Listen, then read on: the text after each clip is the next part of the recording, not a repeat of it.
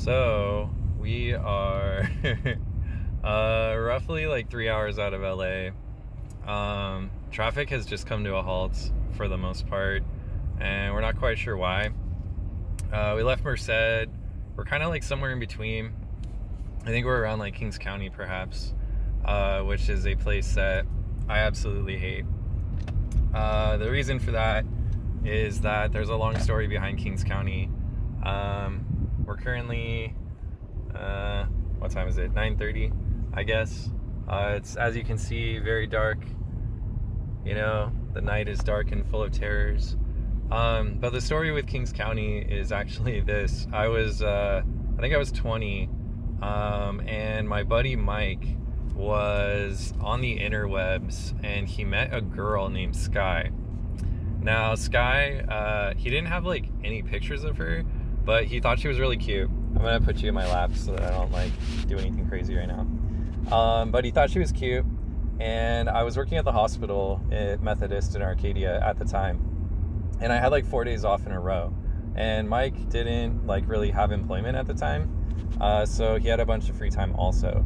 And Mike was like, "Hey, do you want to do a turnaround trip to San Francisco?" Because that's like where Sky lived, right? Some town outside of San Francisco. And I didn't really know how far San Francisco was. I knew it was far, but like I didn't know that it was like, like 10 hours of distance far. And I, in my young mind, I thought, yeah, driving to San Francisco during my 4 days off sounds like an adventure, right? Maybe just super responsible adventure, somebody that we don't know, meet them off the internet. Sounds great, right? So we're driving up to San Francisco, and Mike didn't have a car either, and I actually was driving a Pontiac Firebird at the time. It was a really, really fast car, right? And I had not been able to really like open it up on the freeway. And so our plan was that, we were going to really go fast, right? And it was probably a stupid plan. Again, I was 20 and I had not learned from the many mistakes that I was going to make in my 20s to be responsible.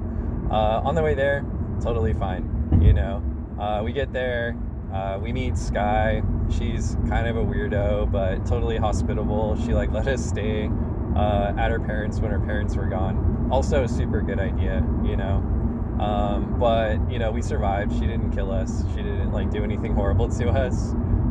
She had like blue hair. I remember that, but that's all I remember about her.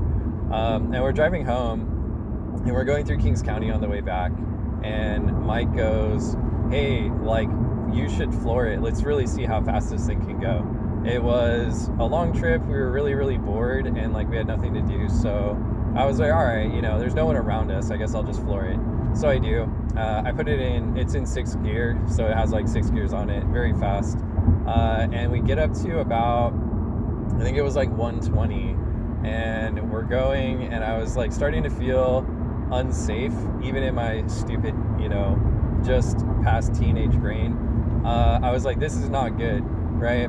And so Mike, being the responsible lad that he was like, you should go faster. So I cave into peer pressure and, a sense of adventure. And so I decide to go faster, right? And, it was a manual transmission. Like I said, it was in 6th gear. And so I'm revving up the RPMs, right?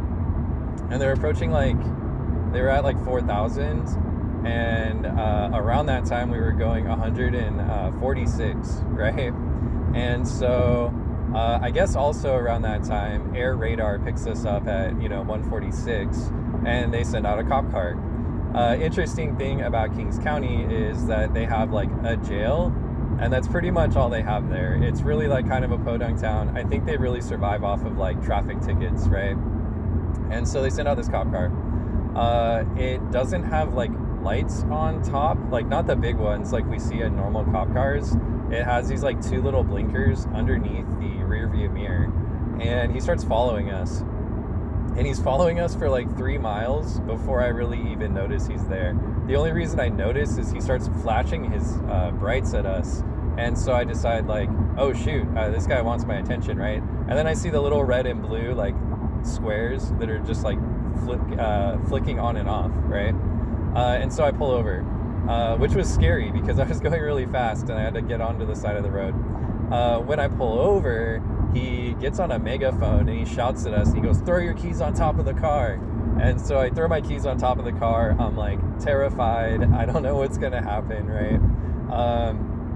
And he comes up to the car door with his gun drawn on me and Mike, right? And I'm like crapping myself. Mike seems to be handling it pretty well. I don't know if he was like freaked out on the inside, but the officer, approaches the car. I put my hands on the wheel. I'm like, "Bro, like, don't shoot me," right?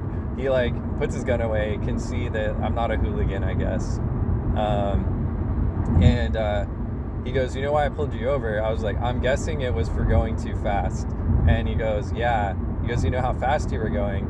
I was like, "No, not really," like trying to maybe, I don't know, wiggle my way out of a horrible ticket, right?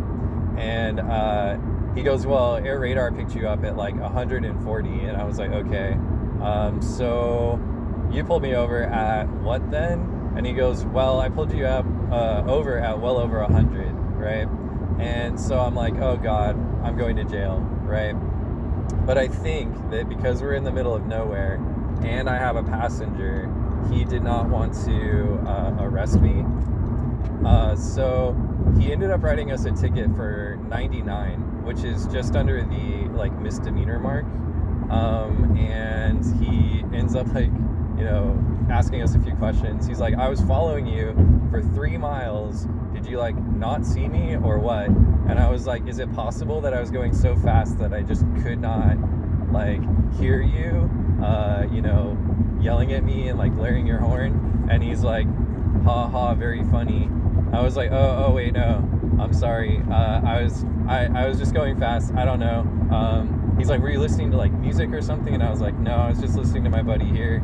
He's really boring, We're going over a bunch of bumps right now, so that's why my voice sounds like that."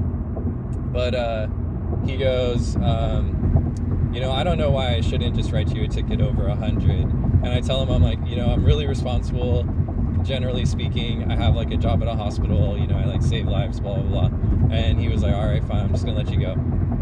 And it ends out that you can't move a ticket that's that high. I was gonna try to get it sent to LA, but they wouldn't like move it because it was like too fast, essentially.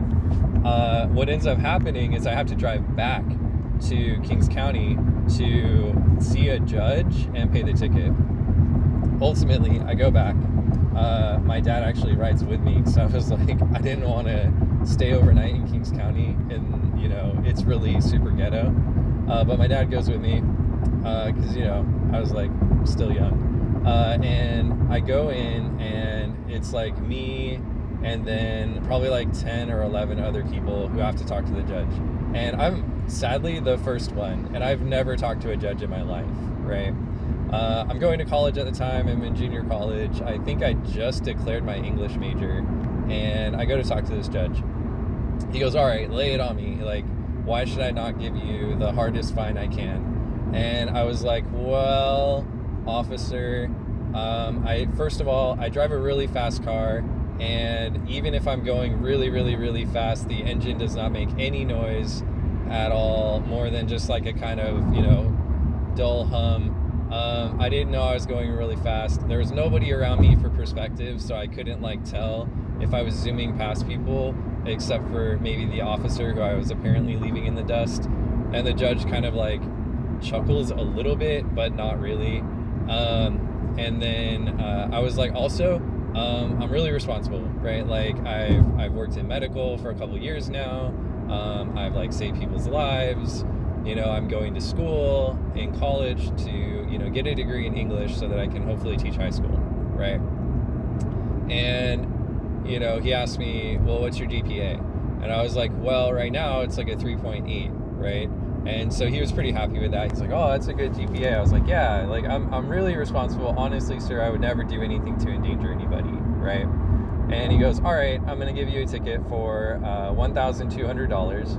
And I go, "Oh my God, I'm so sorry, sir. Is there anything else I can do to like maybe lower this?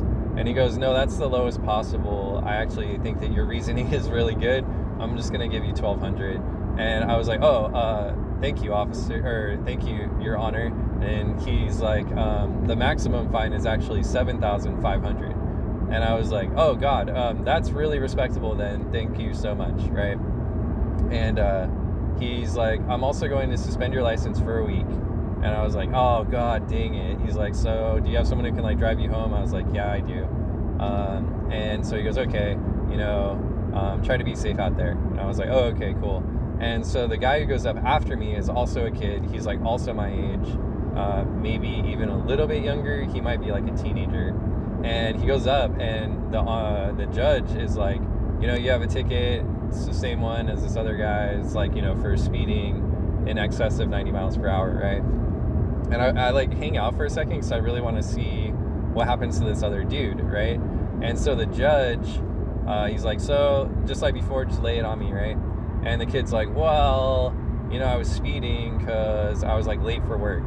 And the judge like kind of rolls his eyes a little bit and like looks at him. He's like, and is that it? And the kid's like, yeah. And he goes, well, you got pulled over. And he's like, yeah. He's like, were you on time for work? And the kid's like, no. He's like, well, it was a pretty dumb decision then, right? And he's like, yeah. And he's like, I'm going to give you the maximum fine. And he charges him 7,500, right? The kid, I'm thinking he's going to like freak out. 7,500 would take me years to pay off, right? I mean, the 1,200 took me like 2 years or 3 years to like pay off. But the kid, he's like, that's fine, right? And he like pulls out a checkbook. And he's like, can I just like write it to you or what? And he's like, no, man, you have to like go to the clerk's office, right, to pay it. And the kid's like, whatever, bro. And I was just like, are you serious? Like, first of all, you call the judge bro? Like, I can't even believe that. But also, that he could just pay for that. Like, no big deal. It irritated me so much. Anyways, that's like the long story about why I hate Kings County. It just like gives me anxiety to drive through here. Although I did find out recently, so when I'm driving, when the map is up on my car through my smartphone, it actually alerts me when there are officers nearby and they're gonna like radar gun you. So it'll tell me like beware, there's like a speed trap. I don't think it says beware, it says like speed trap ahead, right? And that actually like tells me to then slow down. And it actually shows exactly where the officers are on the map, which is a trip. I mean, the things we can do with technology nowadays, right? It's like my car is, a homie. It's like looking out for the popo, right? Oh man. Anyways, I just wanted to like kind of tell a story. It keeps me awake. I'm sort of like playing this mini game on my car right here, and it allows me to, save gas. So I'm trying to keep this little, dial. I don't know what to call it. Little bar. In the middle, because that means I'm like saving more gas. I kind of went from 30 to like 34 miles per gallon, so I think I'm doing pretty good. For perspective, I'll just aim this sort of out the window. I'm not looking at my phone because I don't want to be unsafe.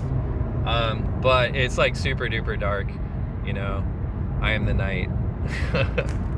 Oh man, I hope I make it home.